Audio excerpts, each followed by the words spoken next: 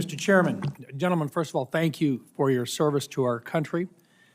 To your families also, I just want to say thank you because you sacrifice a lot as well, and we most certainly recognize that, and we appreciate what you do to help both of these gentlemen be successful in their careers. Gentlemen, I've heard from, at least now, from 29 senior department officials, including every service chief and 8 combatant commanders, that vacating the 3.1 to 3.45 gigahertz and 7.7 to 8 gigahertz bands of the spectrum would have negative consequences for our warfighting capabilities. Being forced to share these bands with commercial interests in a non-optimal way would have the same impact. Admiral Bradley, does the Special Operations Force have capabilities operating on the 3.1 to 3.45 band and the 7 and 8 bands of spectrum, which would be used in a conflict with China? Senator, thank you. I have to say that I am not intimately aware of all of the systems across SOCOM. I can speak to my personal experience in these last 3 years. And I do agree that both directly, some of our systems operate in those bands that we rely upon for critical tactical capability, but also indirectly, the service systems that operate on those bands are very important for us as we integrate with the Joint Force. Thank you. Would those capabilities be negatively impacted if DoD were forced to share those bands? Senator, I believe they would. Thank you. General Anderson, same question. Does AFRICOM make use of capabilities which reside on or make use of those bands of the spectrum?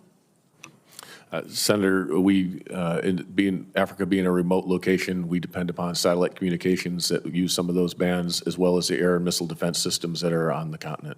Thank you, sir. Admiral Bradley, your predecessor testified earlier this year that SOCOM makes up 3% of DoD's forces and less than 2% of the budget, all while missions have increased by over 170% compared to the last decade. Is it fair to say that if we're going to continue to ask more of SOCOM, more resources will be needed to enable those increased missions? Senator, thank you. As I've watched General Fenton make the compelling case about that exact equation you described, I think that is a conclusion that comes out. An alternative is we just do less. We do fewer missions. We have to say no more times. You're the tip of the spear. Seems to me that we should be doing everything possible to make sure that those young men and women have the best and capable technologies and weapon systems available to them.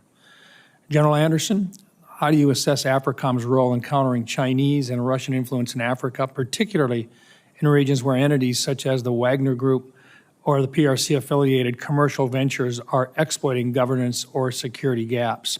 What strategies do you believe are most effective in addressing these challenges?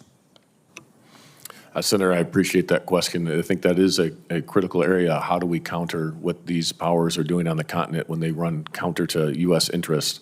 One of the areas when I was at SOC Africa that was useful was engaging with the partners and explaining to them what those risks were when they were working with these partners, especially when Wagner was trying to expand into the Sahel.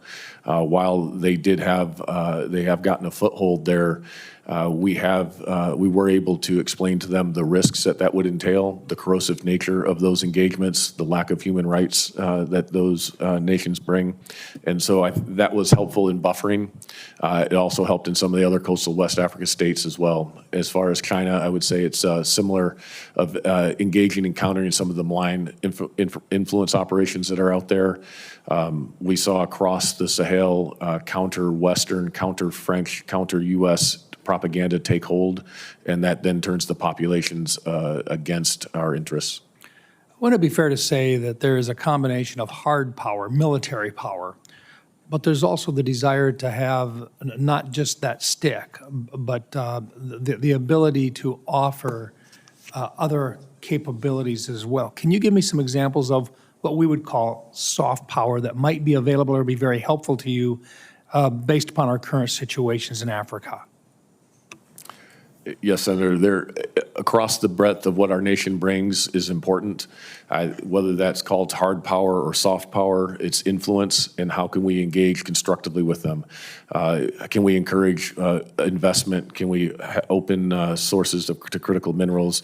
Can we partner with the nations that are in our interest that also benefit them as well? Those are opportunities as well that are slightly outside the military lane, but I do believe we have the opportunity to convene some of the right folks to have these types of discussions.